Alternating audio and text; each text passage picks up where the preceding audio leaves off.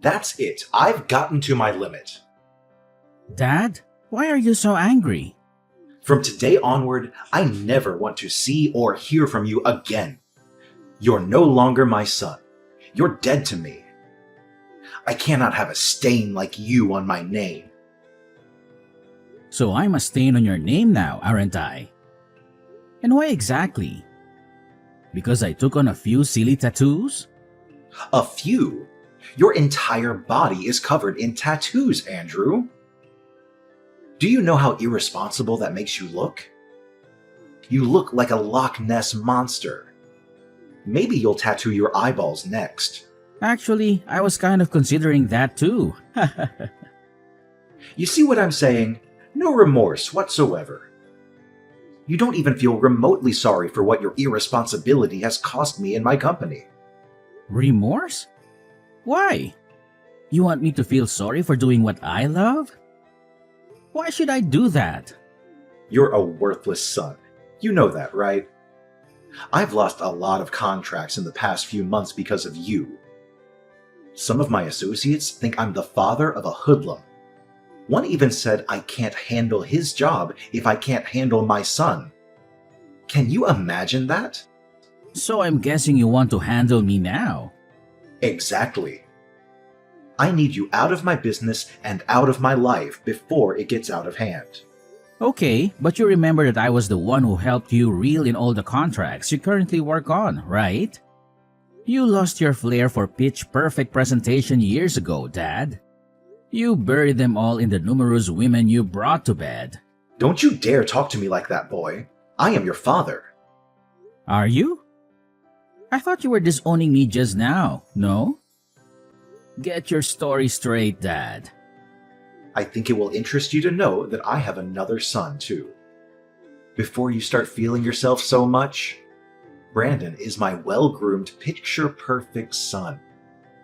He'll take over the company after me and do all the things you think you used to do for us. Brandon will take over the company. Do you even know how stupid that sounds? How many times had Brandon been in any of our training and meetings? Just the training, right? Brandon will get his training. How hard can that be? Look at it this way. If you can actually train yourself, Dad, then you can train Brandon because he actually took after you crazy and unstable. Alright, that's enough. Andrew, this is the exact attitude I can no longer have in my house or in my company. We both know I never wanted to be involved in your company. I've always wanted to be an artist. I simply carried out my duties because I was under pressure to be the ideal heir to you. But not anymore. You do not deserve my loyalty. Especially because you're a narrow-minded person who does not accept people the way they are. You feel everybody has to fit into the mold you have created.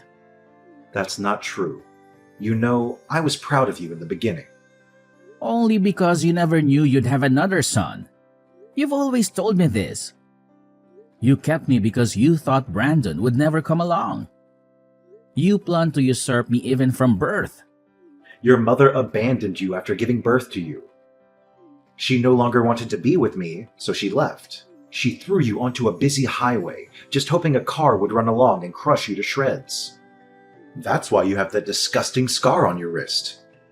And that should always serve as a reminder that I've been nothing but good to you.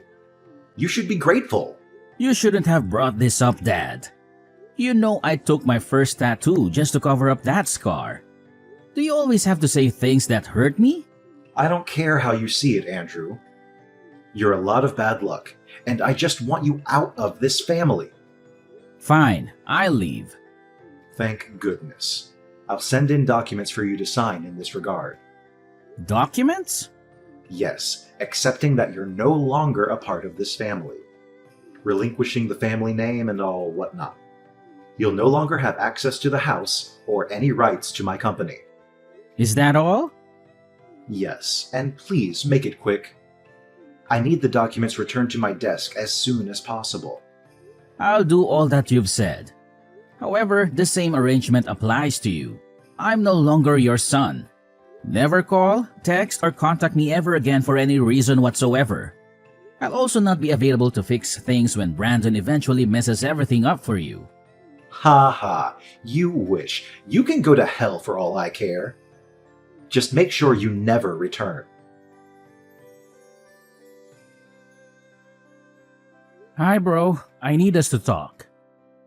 Do you have a second to spare? Is that a question? You know I'll always have time for you. What's poppin'? Mr. Ingram disowned me. Mr. Ingram? Your dad? He's not that anymore, huh? Told you I sensed that coming.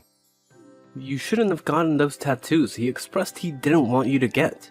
But these tattoos are me. They are art on my skin. My own personal means of self-expression. No one has the right to tell me how to feel about it. I agree, but look at it now.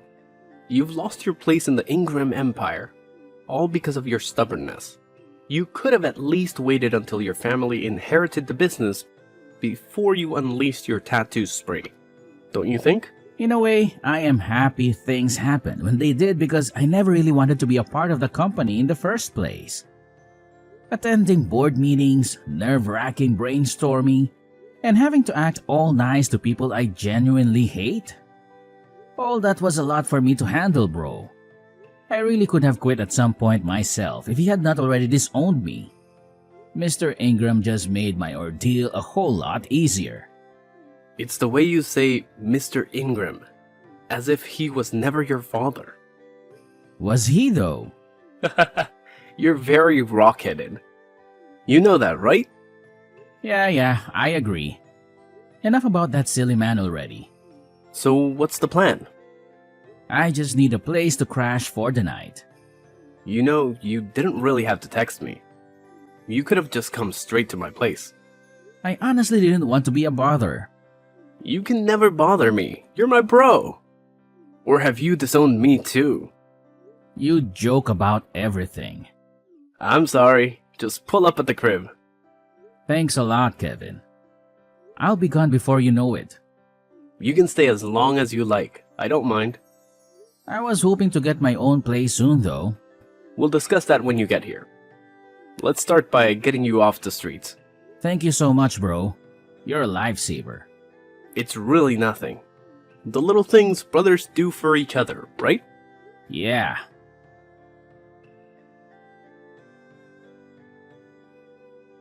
Hello, Kevin. It's good to see you.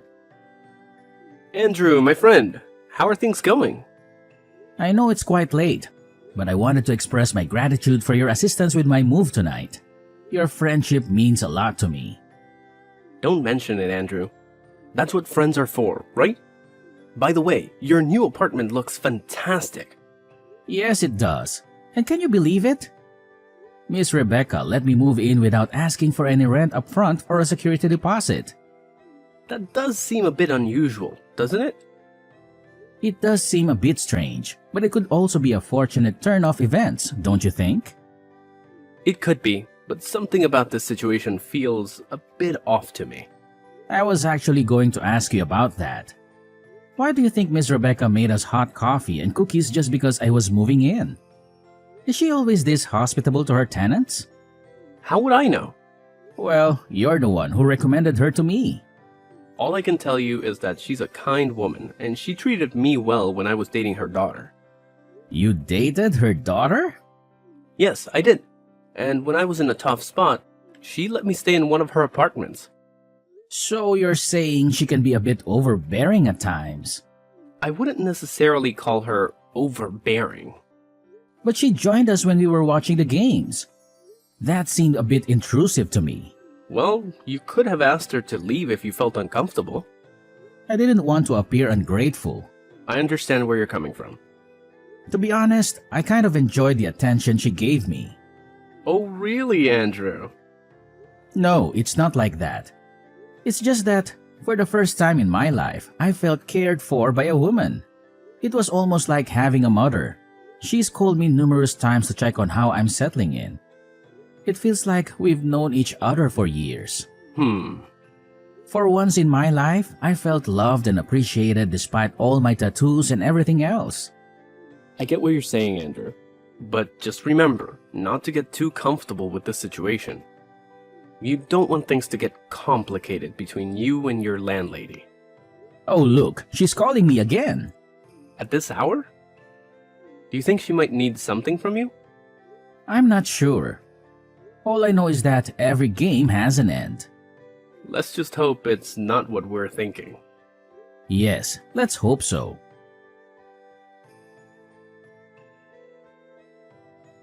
Hello, Andrew, my dear. There's something I've been wanting to show you for quite some time now. Here, take a look at this picture. What exactly am I looking at here? Andrew, please don't play coy with me. You're not oblivious to the signals I've been sending your way. Signals? What are you talking about? Andrew, you're a handsome young man, full of life and vitality. Don't pretend as if you're unaware of the implications of my actions. I'm sorry, Miss Rebecca, but I must clarify that our relationship is strictly professional. You're my landlady and nothing more. Furthermore, there's a significant age difference between us. I can't reciprocate your feelings. I apologize if this disappoints you. Andrew, listen to me. I'm offering you numerous benefits in exchange for a small compromise on your part. Surely you've been in similar situations with other women before, so this shouldn't be an unfamiliar territory for you. Just consider it for my sake. In return, you won't have to worry about paying rent for as long as you live here. Miss Rebecca, I never claimed that I was unable to pay the rent. In fact, I'm transferring the money to you right now. Andrew, I genuinely like you. I don't want to cause any inconvenience for you. This is the only time I'll bring up this topic. And I promise not to bother you about it again. I appreciate your feelings, Miss Rebecca, but I simply can't comply with your request. I apologize. That's all right, Andrew. Take some time to think it over. But remember this, sooner or later, you'll find yourself agreeing to my proposal. Just wait and see.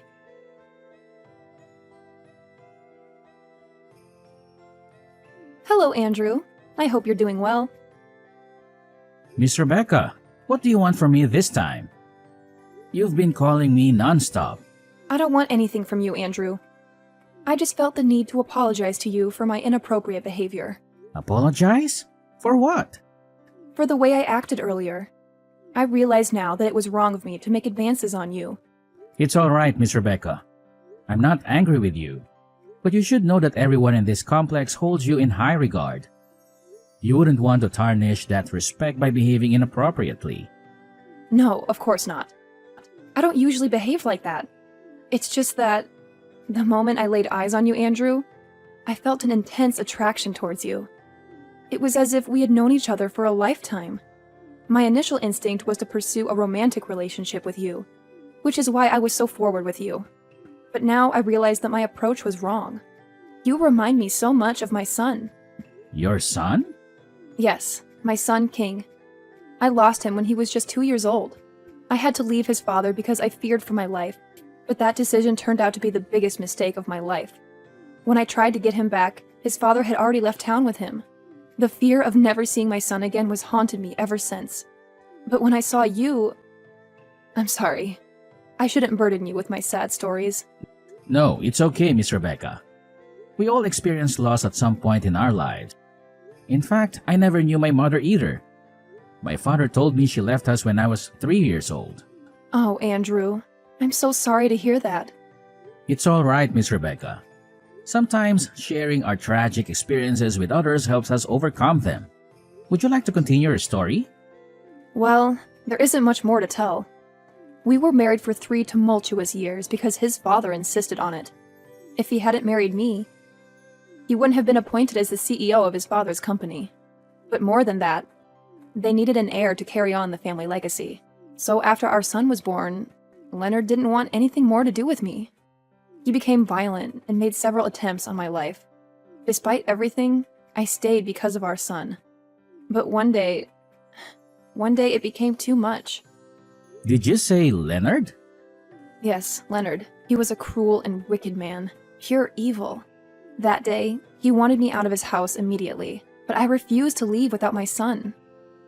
In his rage, he smashed a wine bottle against the wall and threw it at me. I managed to dodge it, but then Then my 2-year-old son walked into the room. He got caught in the crossfire, and the flying glass cut his wrist. What?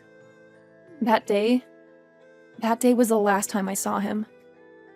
After that incident, I ran away, but now I realize that leaving was the biggest mistake of my life. Later on, Leonard remarried and had another son with his new wife. Now, all of these years later, I don't even know if my son is alive or dead. What was your ex-husband's full name? His name was Leonard Ingram. Mom? What? Did you just call me Mom? No, my name is Andrew, not King. But why did you call me Mom? Because your story matches mine exactly. And this cut on my wrist. Can you show it to me? Alright, here's a picture of it. You might not be able to see it clearly because I've covered it up with tattoos over the years. Is this your left hand? Yes. Yes, it is. You are my son, King! That evil man must have changed your name. Your real name is King. King Leonard Ingram. All these years I've been searching for you, Mom. He told me you were dead. Oh, King, my sweet boy. Please come over to my apartment right now. I need to see you.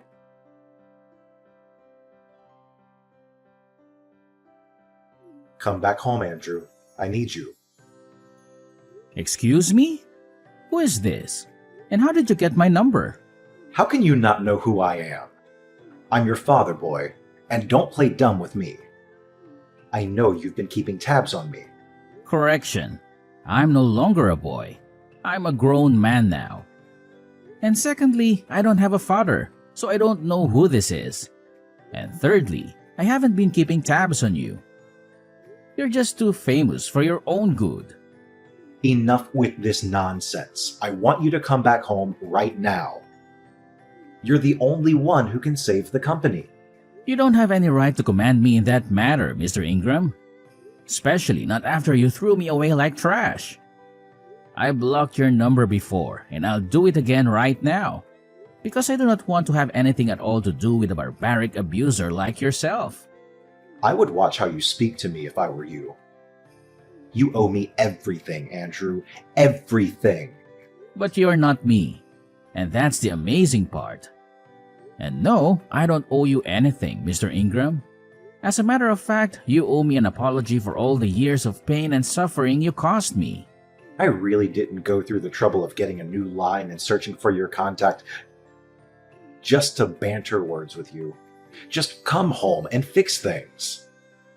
The company is on the verge of collapse, and you're the only one who can turn things around. Face your wrath? What can you even do? I heard you're old and sickly now. If I begin to run, you cannot even chase me. Of what good are you then? So you've been keeping tabs on me. You're still a celebrity. And even though I honestly don't know why a heartless person like you should be among the elite, it doesn't change the fact that you are. It's easy to keep an eye on everything you do when you and Brandon are always on the news for all the wrong reasons. So at least you know that the company is sinking into the ground. Not that I didn't warn you from the onset. What do you mean by that? I told you that Brandon was not the best person to run the company. But you never listened. You let go of your key to generational success simply because of your narrow-minded ideas. P.S. The key was me. Okay, fine. You've won, okay? Brandon was the worst choice of my life. He kept stealing money from the company's purse to give to his several girlfriends and mistresses. Meanwhile, he told me he was making investments. And because you love your son so much, you didn't care to make sure he was doing what he said he was. How crazy can you get? Just come home and fix things. We signed an agreement, didn't we, Dad? 5 years ago? No? We agreed that I don't have any right to take any action as your son, and neither am I allowed to take up any position in your company. You also issued a police restriction order forbidding me from being found, even as little as 5 feet away from any of your properties. I made those rules, Andrew. I can break them. I just need your help. and you will give it to me as payment for the 2.5 decades you were under my care. I do not owe you anything, Mr. Ingram. Also, as a responsible citizen, I have no intention of defaulting on government-issued orders. Because, unlike you, I have a lot to lose and a reputation to protect. A reputation? With your creepy tattoos and ungodly mannerisms? How much better could you have gotten in 5 years? I'm sure you're still cleaning floors or washing toilets or something. You should be grateful I'm giving you a second chance. I have a lot to do right now, Mr. Ingram. Please, let me be. And as for coming to help you or whatnot, the answer is no. As a matter of fact, what do you say I block this number too? No, Andrew, don't do that. See, I'm sorry for all that I've done to you. Really. It's just that the company is on the brink of a final liquidation. It's either this or someone else who buys up my business. Something I've worked so hard for. So, has any company come to buy it up? Some guys, RNA Group. They're so strong and they have a lot of money. If I don't do anything quickly, they'll take over everything in a snap. I can't watch that happen. But I'm too weak to do anything right now. I need your help, Andrew, please. I'm sorry, Mr. Ingram, but I cannot be of any help to you at this moment. You're so ungrateful. I've always known you're a weakling, a failure. I've always known you would be my downfall. A disgrace to this family. Why can you not help me, even after I've begged and apologized? I cannot help you because I am the CEO of RNA Group. What? I founded the company after you disowned me. And for your information, RNA is an acronym for Rebecca and Andrew. Rebecca? My ex-wife, Rebecca? Yes, I found her. And she told me the actual truth about the wicked and evil way you treated her when you were both married. You're such an opportunist, and you don't even deserve to own IG Corporation or any other company for that matter. But you said you never wanted to be part of my company. You wanted to be an artist. Consider this my payback for treating my mother like trash all those years ago. You'll eat the dust you fed her with. You have my word. And by the way, my name is King, and I'm back to rule over all that is mine.